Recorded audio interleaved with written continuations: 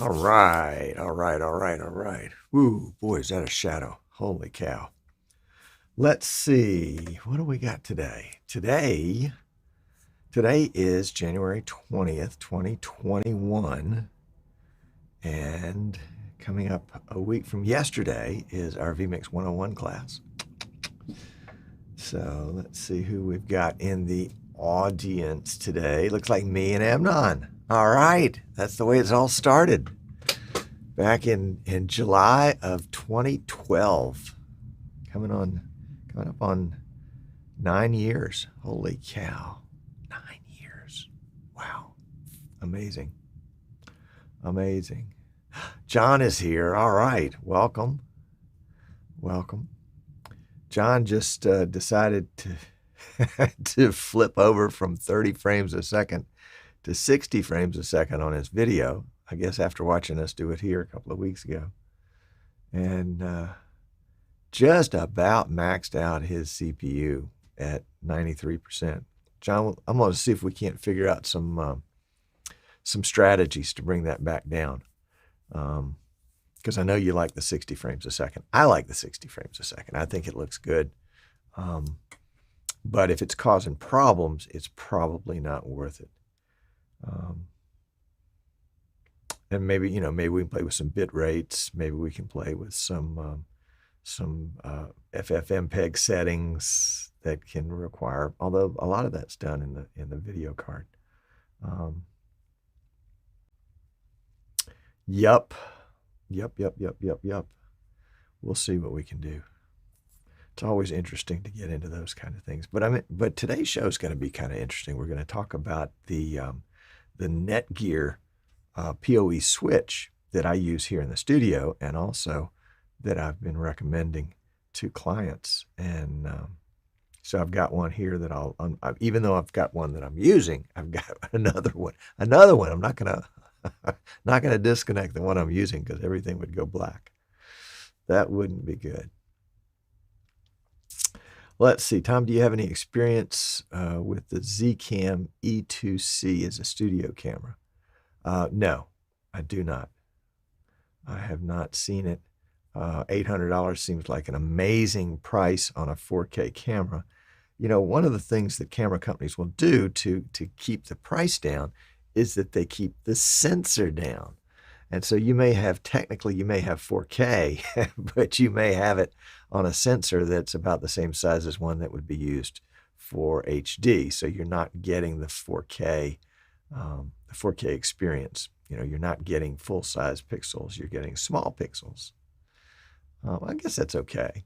Small pixels is not the right way to do it. I guess you're just not getting the clarity that you would with a properly sized sensor. But check and then compare the sensor to some HD cameras. For example, the camera that I'm using today here in the studio, the BirdDog P100. I think the sensor is a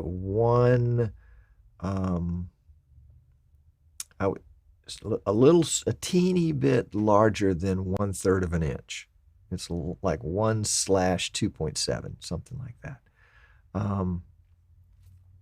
And I've got a Canon Vixia here, which I love, that is also HD, high definition, 1080p. Pretty little video, but the sensor is much smaller. So you lose some clarity in that sense. It might be fun to do a comparison on that one day and see. John says, can we add more memory? Yes, you can add more memory. I'm not sure that more memory is going to help, because it's not a memory issue. It's not that we're running out of memory. It's that we're using more CPU cycles than that machine was intended to use. I mean, that was intended as a 1080p 30 machine, and I'm delighted that you tried out the 60, and I'm happy to help work with you and see if we can't get that to work consistently. 93% is just danger zone. Well, I guess there are some possibilities. John, we need to go back and check and see exactly what CPU I used in that machine. If I used a K, if the CPU numbers like ends in a K, then that means it's overclockable. So we could experiment with overclocking it just slightly. It's an air cooler, so that kind of limits the amount of overclocking you can do. I mean, we're getting into the hot rod drag race kind of end of this stuff. This is no longer just kind of a conventional streaming machine. And we can retrofit the air cooler with water cooler and then, be able to crank that CPU up. The other option is to, the other option is to use just a different processor. We'll just upgrade the processor. So we'll see. Amnon says he was wondering if I got your emails. Well, that's a good question, bro. I don't know if I've got your emails because I haven't checked emails today. Today's been a weird day. Weird day. Tim is here. Hola. John says it still streams the service with buffering. Oh, it does. And the buffering, yeah. See, the buffering is a different creature altogether. Although 60 frames a second can probably cause buffering if you're trying to stream faster than your internet will take it. I remember a couple of years ago, back when I had lots of time on my hands, I would take an hour and do a speed test on my internet every 5 minutes for an hour. So I did like 20 speed tests, and then I graphed it out. And you would think, the graph would, no, I was getting a 20% fluctuation. Now, if you've got 100 megs up and it's 20% fluctuation, that means you go down to 80. Well, you're not using anywhere close to 80 anyway. You're probably not using anywhere close to 50. But if you have 5 megs up and you lose 20%, that drops you from 5 to 4. And you're suddenly in could be in problems. Let's say you're stretching it a little bit and you're doing a 3 meg stream on a 5 meg internet, and then your internet drops to 4, and then maybe you're also doing something else in the background. Well, streaming audio takes up a little bit, and then just general overhead. It could create a buffering situation, just purely on the internet side. So we will see. How are we doing on time here? I put the time clock up so you could see, so I could see more easily. I need to put the time clock on I think it's on the post pre-show page. Yeah, there it is. Good. Oh, John meant without buffering. Oh, that's good. Yeah, that's the best. Hey, Steve, welcome. Glad you're here. Steve, you're welcome to attend the vMix 101 class as an alumni. I think I posted it in the Facebook group for your class with the code. So you just go online to the Eastern Shore Broadcasting website, go to the store, go to the classes section, select that class, check out, and put in the code at checkout, and it'll reduce the fee from $199.99 to $0. As an alumni, you get that privilege. And anybody else that's taken the class before, just go to the Facebook page for that class, and there'll be a code there that you can use at checkout. And you have to register so that we can send you all the YouTube information and the new Facebook group. But hey, that's no problem. No problem. Steve says, I know. Trying to get a church volunteer to go with the last P we got. Okay. Well, now, again, it's alumni. It's not new people. I mean, if they want to sit with you, that's okay. But this is not intended to bring in a new person that has not attended the class before, because it's not fair to them. My thought with alumni is, you guys are going to come in and brush up and kind of refresh on some things. And then, of course, we want to give the paid attendees the kind of the first crack at questions and answers. So, oh, with the PC we bought, I got you. Oh, that's right, because you paid for the class and then you bought a PC afterwards. Okay, no problem. Yeah, you'll be getting an email about that with all the codes and all the goodies on that. And Marie is sneaking in. No, that seat is not taken. In fact, come on up to the front where you can get a good view. For what it's worth, anyway. For what it's worth. I had the pleasure of meeting Marie and Jan at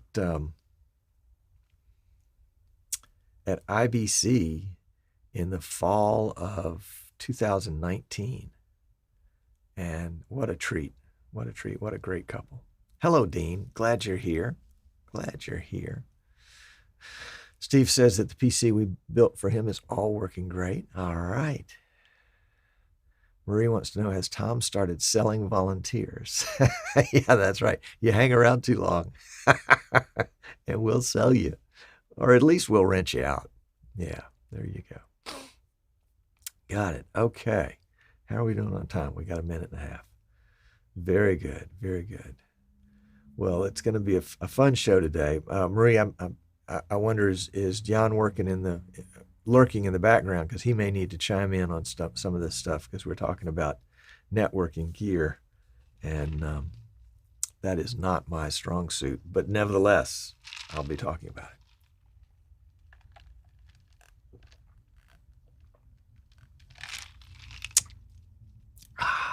Lemonade.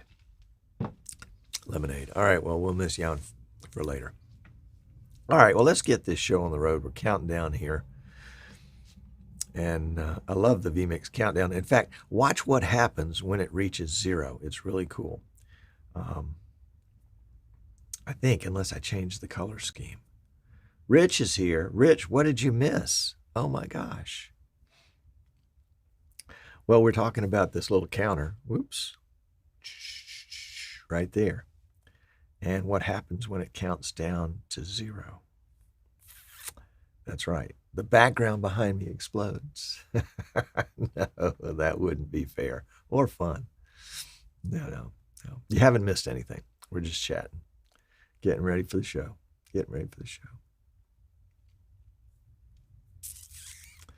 Oh, it turned green. Look at that. Isn't that nice? Now it's going to count. Now it counts down. It counts down to 30, because this is intended to be a 30-minute show. And when it gets, I think, to about 5, or maybe 10, the numbers turn amber. And then when I get down to 5, the numbers turn red to sort of help me visually keep track of where we are in the show. Oh, he's outside tonight buying stuff with a friend. Aha. And Marie, that's how rumors get started. All right, let's go. Let's get this show on the road, shall we? We shall. Here we go.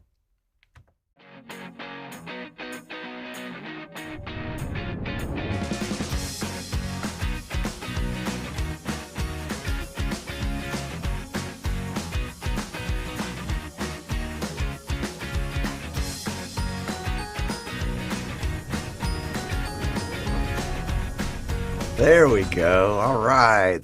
I love it. That opening was courtesy of Martin Kay at Zen Video in Manchester. So thank you again, Martin. Really appreciate that. He's done that for us. How many years has it been, Martin, that you've been supplying that for us? Gee whiz. Several, for sure. I'm Tom Sinclair. This is Streaming Idiots. Sorry about that. We do a weekly show called Streaming Idiots that basically talks about live streaming. The different parts of live streaming. And my company, Eastern Shore Broadcasting, the QR code will take you to Eastern Shore Broadcasting. We design and build PCs for live streaming, as well as sell cameras for live streaming, mostly pan tilt zoom cameras. Those seem to be the ones that it's just our sweet spot. And then, of course, we have other gear like NDI encoders and NDI decoders and capture cards and the little capture dongles, and basically anything that you need to get started with live streaming. Oh yeah, yeah, and we are vMix resellers. That is kind of one of our. That's the glue that holds all that stuff together. That's the magic. It's the secret sauce, shall they say? Speaking of vMix, it is, golly, what time is it, guys? Yeah, you see I'm not wearing a watch. It's time for vMix 24. That's what time it is. We've been waiting like 10 years for vMix 24. I mean, this is the longest wait in vMix history for a new version. Now, I understand circumstances beyond your control. I get that. That happens to the best of us. So anyway, we're waiting. We're actually using a beta, or beta as they call it in Australia. We're using a beta of version 2024 today, 24.0.0.41, which I think is the latest, greatest release of version 24. There may be a couple of tweaks that they're working on still, but I think most of the holdup is just the administrative end of it. That is, getting the documentation all updated with all the new features, making sure that all the new features are spelled correctly. I think the Bird Dog guys ran into that recently. And that's what betas are for, to find that kind of stuff. The beta has been out there in the wild for, I guess, going on 2 months maybe, and the number of bug reports that people have been reporting back in the vMix forum has decreased pretty substantially. So I have a feeling, my gut feeling is that we're going to see a vMix 24 at the next vMix Fun Time live show. Now remember, vMix does a Fun Time live show every month. If you have not heard about that, you need to follow them on Facebook or subscribe on YouTube. I think those are the two best ways to kind of stay in the loop with what's going on with them, because they do a pretty good job on Facebook of keeping people abreast of when the next Fun Time live show is. You can also check out the vMix forum, which is forums. That's forums plural, F-O-R-U-M-S, forums.vmix.com, and they'll generally make a posting there about when the next vMix Fun Time live show is. By the way, that's also where you can download a beta version of vMix 24. If you've never had vMix before, you may not want to start out with a beta. You can go to the vMix website at vmix.com and download a free trial, not watermarked, not crippled in any way, for 60 days. That's 2 months. That's 8 weeks and maybe a couple extra days.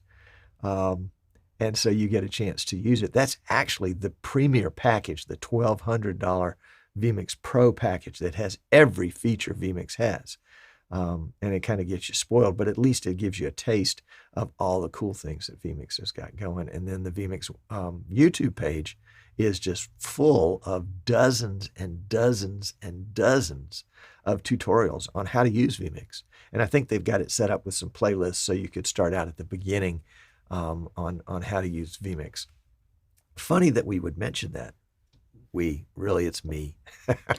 Funny that I would mention that, because starting next week, we have a live interactive vMix class called vMix 101, The Basics of Live Production. I'll be teaching it. It's Tuesday afternoon at 3 o'clock Eastern Time, USA. And you're welcome to join us. It's $199.99 unless you've taken the class before.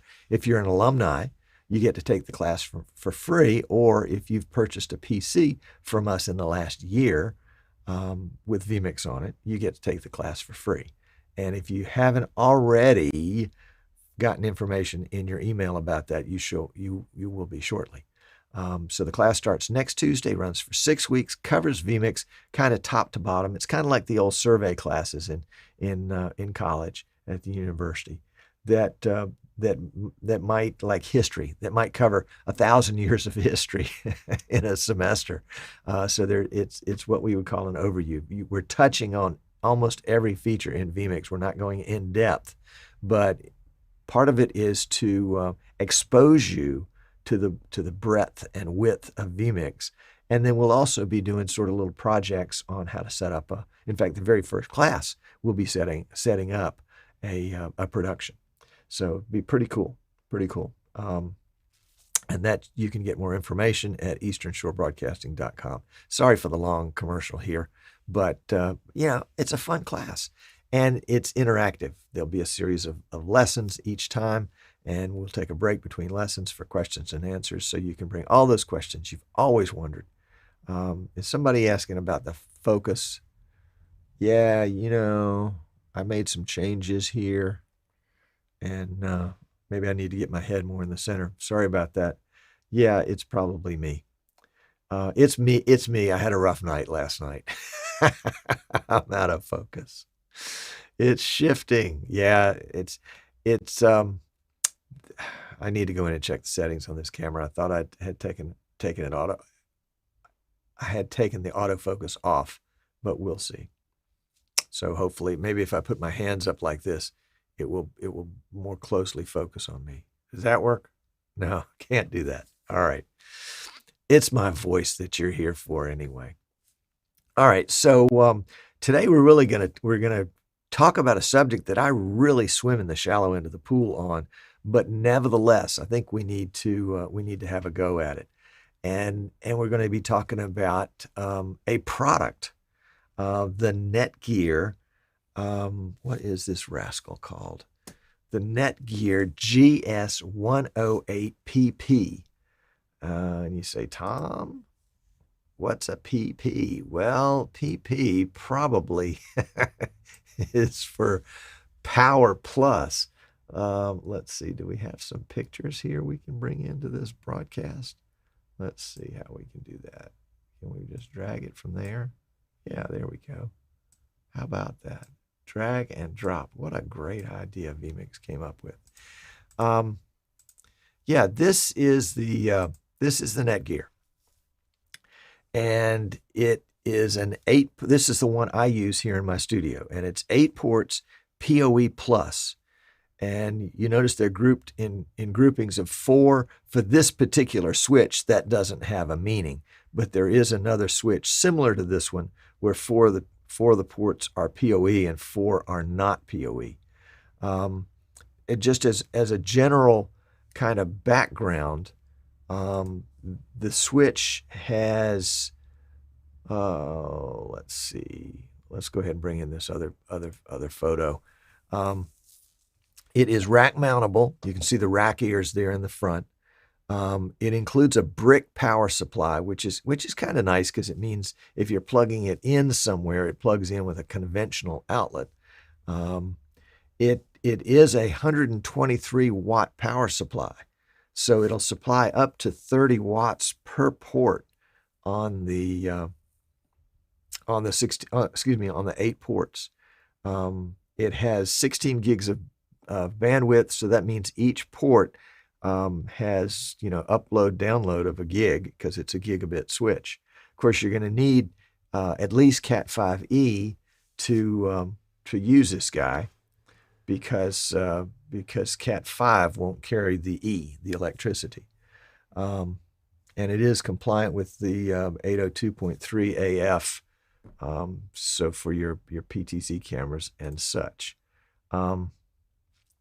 So let's switch over. I've actually got one here, and I've already unboxed it once, so this is not a true unboxing. But let's go ahead and do it. It does say 123 watts there, PoE plus there. It doesn't have a speaker on it, and it is a fanless design, so it's absolutely completely quiet. It comes with a installation guide, which frankly is pretty useless, I think. It's got your basic electrical cable, and it's the standard type, so it's gonna plug in. If you lose it, you can steal one from your monitor. Here is a bag of goodies, which I didn't open when I used it the other day. I actually helped someone with a gig and took this along as a backup, and we ended up using it, but we didn't use this part. So those are the rack ears right there. And then looks like we've got some wall mounts, so we can mount this on the wall. And then those are the screws for the rack ear. And then those are the rack screws. So it looks like you've got all the gear you need to. And then you've got some cable ties, I guess, for wall mounting. And then we'll move that aside for just a second. And then we've got the power supply, which again just takes a conventional power cord and has let's see how long this sucker is. It's probably 5.5 feet. 5.5 feet, so maybe 5 meters. I mean, no, maybe, well, never mind. I can't do the meter conversion. All right, and so here's the switch. Let's get the box out of the way for just a second. And this is the switch that I use here. I bought it because it was rack mountable, but I haven't rack mounted it yet. I've got, let's see, 2, 4, 6. Do I have it filled? Holy cow, I do. I've got 8 devices plugged in. Well, let's count the number of devices here. I've got this PC, that's 1. I've got this camera, this bird dog camera, that's 2. What else? Well, I've got an extra Ethernet here at the desk, that's 3. And I've got 3 Ethernets over there at the workbench, so that's 6. And I don't know what the rest of them are for. Anyway, we'll see. So here is the front where all the action goes, and it will do PoE. It will do PoE plus. It's auto sensing, so if I want to plug my laptop in here, I can do that, and it won't try to power it. Again, each port is a gig up and a gig down. The labeling on the front tells you about the lighting. And then over here, we've got a power light and a PoE max light. Not sure what the PoE max light does. On the back, we have the power jack and then some sort of little access panel.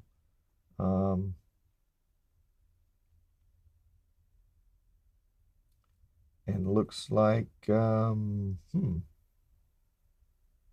like maybe we can change this.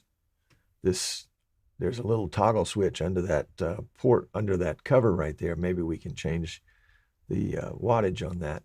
And then there's a lock mechanism over there. On the bottom, it's got what looks like 4 threaded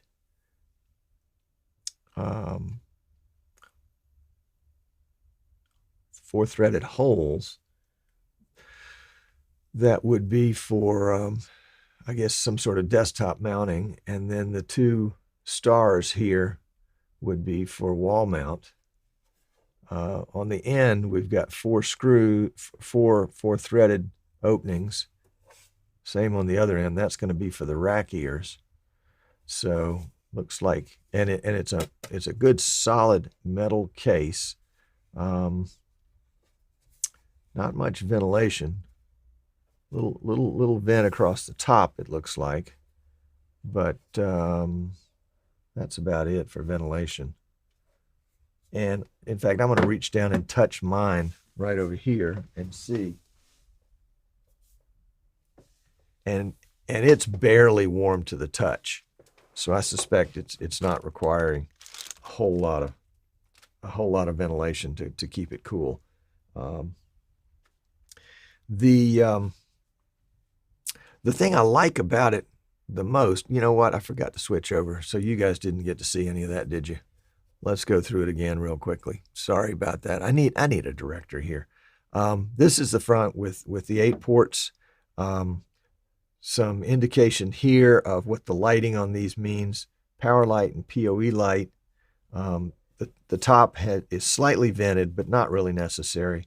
The back is where we would plug in power. This I'll have to explore a little later. I'd forgotten that was there. I think it allows you to change the voltage or the wattage. Maybe for you 220 people, there's a switch in there, and then there's a lock. The bottom, the 2 stars are for a wall mount, and then the 4 holes over here are threaded, probably for a desk mount. And then on each end, we have the threaded fasteners for the rack mount. So it looks like they've pretty well thought about everything. Just a second ago, I just put my hand on mine down here that has all 8 ports filled, and it was barely warm to the touch. Now I'm not running things on 8 ports. I'm probably only running 2, maybe 3 right now, but still warm to the touch. Yeah, there we go. Switch to the camera. Dave, you think I ought to switch to the camera? Just want to see if y'all were paying attention. This is POE Plus. And the reason I selected POE Plus as opposed to POE or as opposed to POE Plus Plus is because for right now, the maximum I needed was POE Plus. The Bird Dog P200s require POE Plus. I think the keyboard requires POE Plus. I know the Bird Dog P400 requires POE Plus Plus, so I'll have to cross that bridge when I come to it. Rich is in the chat and talking about POE Plus Plus, and he is running all sorts of things off of POE. We probably need to bring him on the show here and talk about some of the things that he's doing with that. What I like best about this switch is that it's unmanaged, so it doesn't require me to interact with it, and that means it's simply plug and play. If there's something that I want to plug into it and have it connect to my network, I plug it in, and it's number one, it's powered, and number two, it's connected to the local area network. Again, it's a gig up and a gig down, so I've got plenty of bandwidth there. Haven't suffered any bandwidth problems in working with this guy. Yeah, it's been pretty bulletproof. Now, I don't have a need to segment out some of these ports in reserve, or put them on a different subnet than some of the others. If I did, I would have to get a managed switch. This is an unmanaged switch.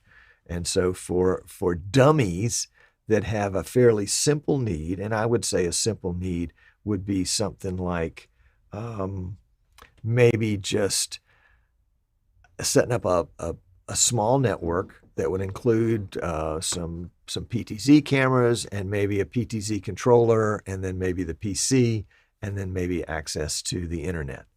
Now, I have bumped into a couple of issues when I've done some installs where churches have had, or where churches have security cameras and they're monitored. And so the security company has gotten the church to get their ISP, their internet service provider, to provide the church with a static IP address. That is an address that will never change. And depending on the way they configure the modem and the router for that, it may mean that static IP address gets assigned to the PC as well. And I've had that happen in 3 situations already where the PC got a static IP address. The PC just adopted the kind of the public static IP address. And so we actually had to set up a separate NIC in those PCs to run this network because the PC wouldn't communicate with anything on the network, even if you plugged the internet into the switch and then the PC into the switch, the PC could see the internet, but it couldn't see anything else on the switch because the switch was on a different network. It's crazy. Michael is saying in the chat to plug in your PC to a UPS, an uninterruptible power source, which is really a smart idea. Yeah, we've got that here, and of course it also provides surge protection. In fact, just replaced the battery in our power supply recently, so hopefully things are still cranking along. I like this switch. It's about $140 on Amazon, and there's an Amazon affiliate link in the description. And they seem to have a lot of them. I think you can find it on sale. The first one I bought, I think I got on sale for $99. I don't remember what the occasion was, but I said, oh, that looks like a deal. Let's get one. And then I got this one as a backup and as one to take with me on gigs. But it was $139.99. But I got it pretty quickly, and it's got a lifetime warranty. So there we go. Pretty cool little dude. Definitely gets a thumbs up from me. I own two, and I've recommended it to multiple other people who have gotten them, and we've gone in and either physically gone in or remotely gone in and hooked them up with bird dog cameras and PTZ optics cameras and PCs that we built, all with no or minimal problems. The one criticism I have is I wish it came with some little sticky desktop legs. Maybe they were in the box and I missed them, but I don't think so. But I do like that it's rack mounted. That's cool too. All right. Tim has got a question in the YouTube chat. It says, does switch memory mean anything for streaming pass-through? Tim, I don't have a clue. Don't have a clue. But Michael does, because Michael says, not in an unmanaged switch, and this is an unmanaged switch. So memory doesn't mean anything. And if you remember that, then memory does mean something. This is the GS108PP. 108, I guess, would mean one unit with 8 ports, maybe. There is a 116, which is one unit with 16 ports. And PP would be Power Plus, is my guess. The GS, no clue. General switch, maybe. Something switch. But it's an unmanaged switch. In fact, it says it right there on the label. I am unmanaged. Unmanaged. All right. That's it, really, guys. I mean, unless you've got some questions, I just wanted to kind of get this one out there. If you're looking for a recommendation on a switch to run PTZ cameras and controllers and anything else that would plug into Ethernet that is PoE or PoE plus, this is a good one. And again, the yellow means, in this particular situation, that all 8 of these ports are PoE plus. There are other 8-port routers by Netgear that have the yellow under just 4 of the 8, meaning that only those 4 are PoE or PoE plus, depending on the router, and the others are not. It doesn't matter. In this one, you can plug into anything you want. You can put your internet, your modem into any one of those. You can put your PC into any one of those. It will sense that it doesn't require power, and so it won't give any power to it. Now, you only have 123 watts to power all 8 ports. So if you've got something that does require, and you've got 123 watts. So if you've got something that requires 24 watts, then 24, 48. What would that be? 96. We're going to run out of watts before we run out of ports. So if you're touching the high end there, then you want to do some math and make sure you got it.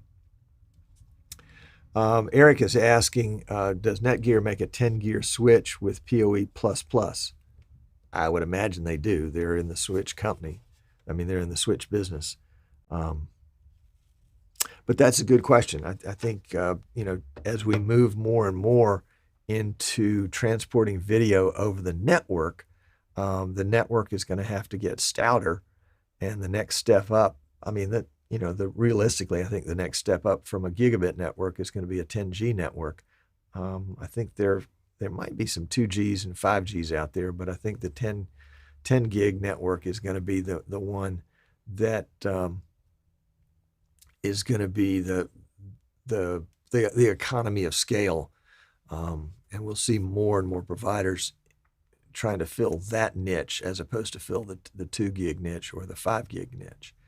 I was looking over some new motherboards the other day and noticed that, and these are, motherboards that would be anywhere between $700 and $900, maybe $1,000. And noticing that they had 2 NICs, which they should for that price, but that one of the NICs, in fact, on each one of the motherboards I checked, one NIC was a gigabit and one was a 10G. And so I think we're going to see that move towards more and more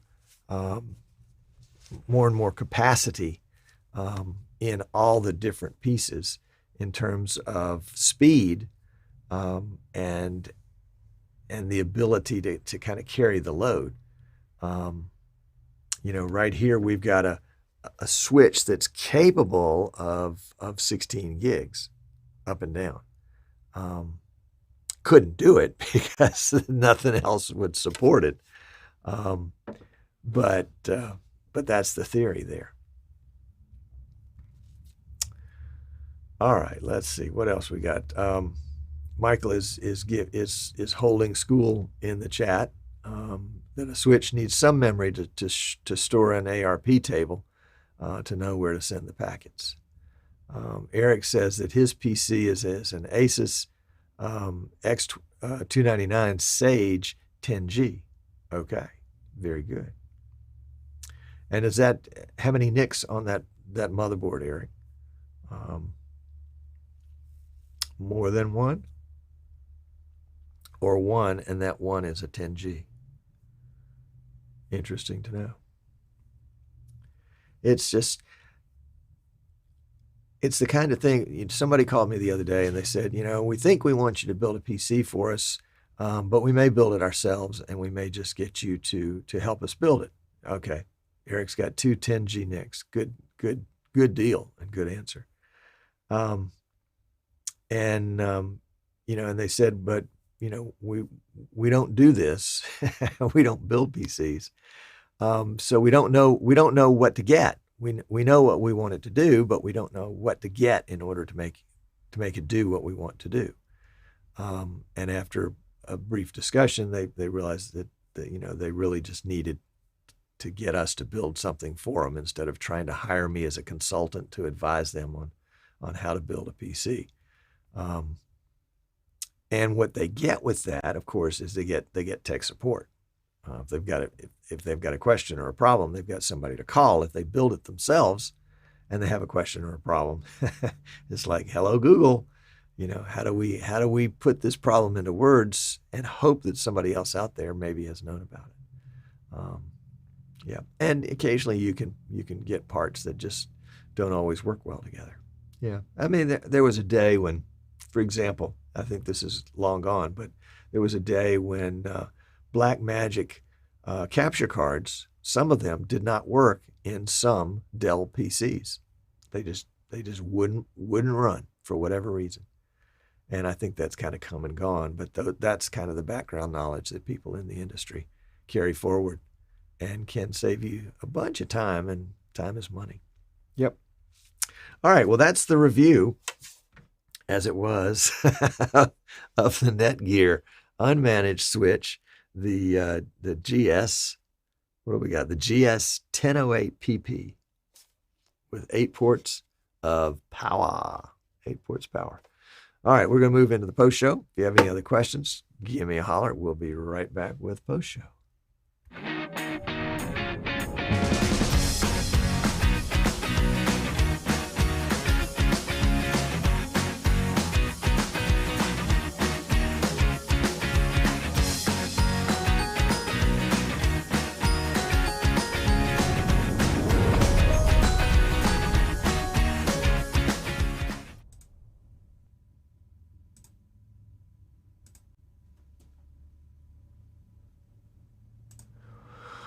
There we go. There we go. There we go. There we go. All right. Michael Graves says that PoE actually delivers 48 volts or more over the network, that he has PoE splitters that can extract 5, 9, 12, or 24 volts to power a non-PoE device at the other end. I think that's what Rich is doing too. Rich has got PoE that's powering cameras and encoders, all on the same cable. Fascinating. And Rich just got a Bird Dog 4K Flex in. That's the name of the product. It's an encoder that takes HDMI and encodes it to NDI and can be powered PoE. And I think if it's powered PoE plus, it can also power another device. So that's pretty cool. We probably ought to do a review on that. I think maybe we have. I know Anthony did one, but it's a handy little device, and we have them in stock, by the way, if anybody's wondering.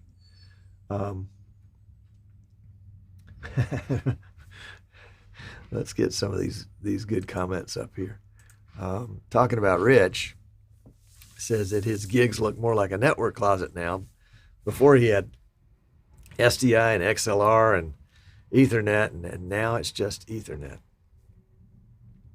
And and one other change that he's made. Yeah, one other change that he's made. And Dante, which of course is just Ethernet. So basically, he's boiling it down to one cable, but just lots of them. Now, what I'm waiting for is wireless Ethernet with power. And then we would call that WAPO or WIPO. But I don't think it's going to ever happen. Don't think you're going to be able to shoot electricity through the air. If not, I don't want to. If you can, I don't want to be in the way of it. Yep. Okay. So Netgear PoE switch, definitely easy peasy for people like me that are not network experts and really don't necessarily want to become a network expert. I just want it to work when I need it to work. That's the key. That's the key. Yep. All right. Post show here. Coming up next week, we're starting the vMix 101 class. Don't know that I can show you much. We've got 3 different builds here in the studio.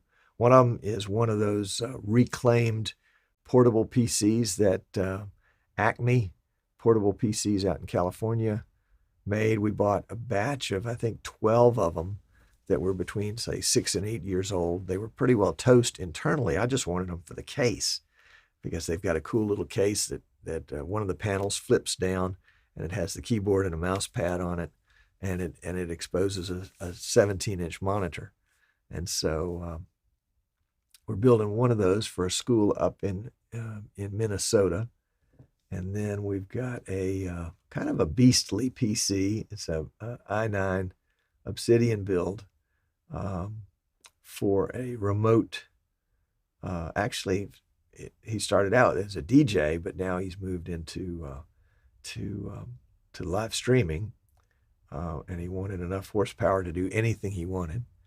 And then we've got one for a ministry down in South Florida that they'll be using for live streaming.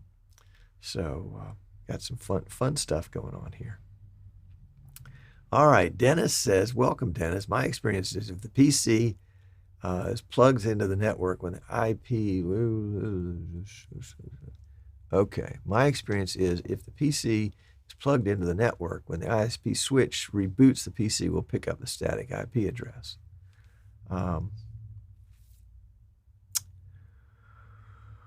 Well, my experience has been similar but different.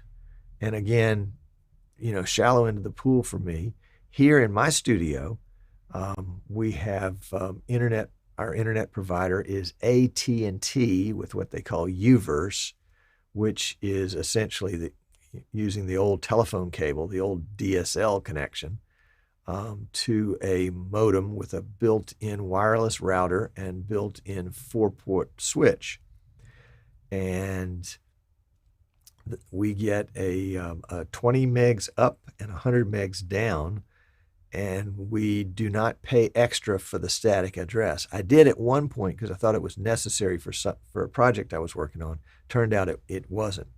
So we don't have a static address. That is, our address could change. The IP address at this location could change, I don't know, monthly, annually, whatever. And since I don't have security cameras, I shouldn't say that, should I? Anyway, nothing is monitored from here or monitored remotely for here. So there's no reason to have an IP address that never changes for this location. But once you get into this location, in that switch that's built into the modem/router, it sets up a local area network with an entirely different network address. I think my network address, my IP address for this building is like 70 dot something or 73 dot something. But the local area network here internally is pretty standard, 192.168. I think it's .1, and then each device is named accordingly. Some of the devices in the network have fixed IP addresses. For example, I think I've got this bird dog on a fixed IP address. Maybe I don't because I've been playing with it, and so I may have changed it to a DHCP address. But if the network assigns the camera an IP address, and then for some reason on the next boot up it assigns it a different IP address, in vMix I'll have to go back and make some changes because, for example, I am addressing this camera for control purposes as a Sony Visca over IP. And so if the IP address for the camera changes, I have to go back and change the IP address here in vMix. But the situation that I've run into in the field is a little different, where the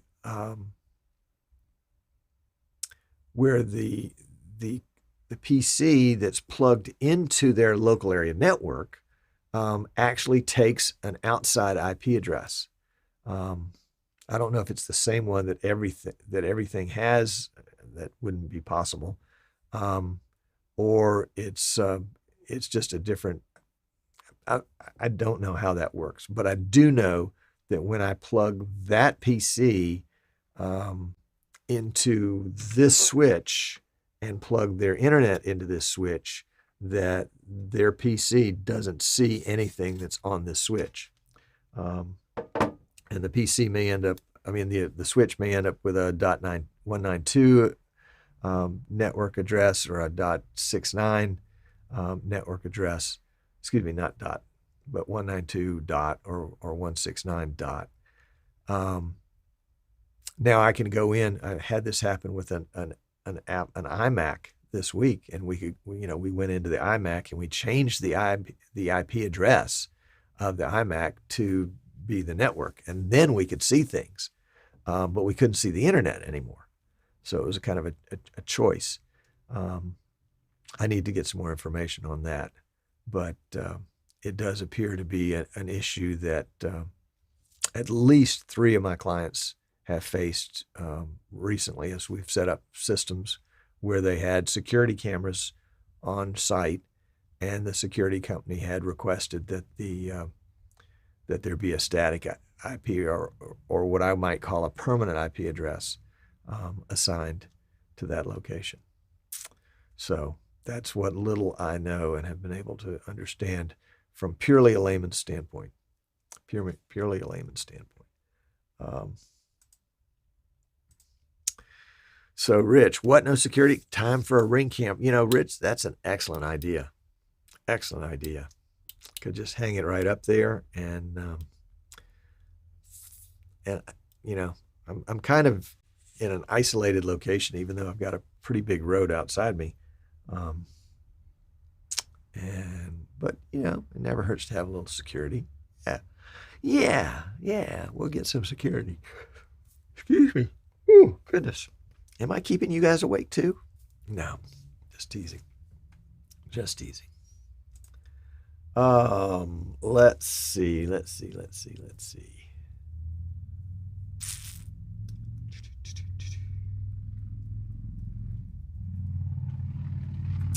I have a need, not a need for speed, but I have a need to get back to building these PCs.